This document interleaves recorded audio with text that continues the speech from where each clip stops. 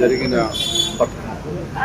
విషాదకరమైన సంగతి ఏదైతే ఉందో దిగ్భ్రాంతికరం బాధాకరమైన విషయం. 12 సంవత్సరాల పాప సహస్ర మరి మర్డర్కి గురి కావటం అనేది చాలా బాధాకరమైన విషయం.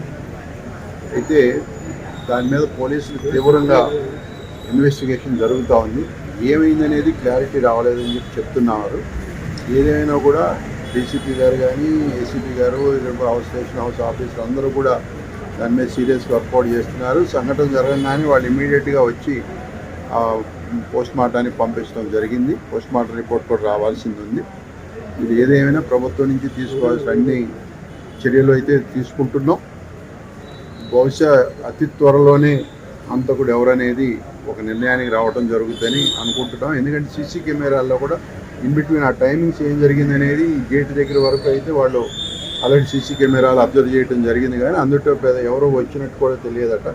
మరి ఇంక ఏమై ఉంటుంది ఏంటనేది కొంచెం డీప్గా ఇన్వెస్టిగేషన్ చేసిన తర్వాత అది బయట పెడతాం.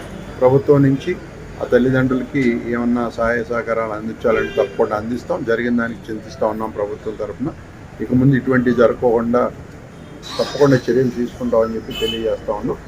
ఏదేమైనా బాధాకరమైన విషయం.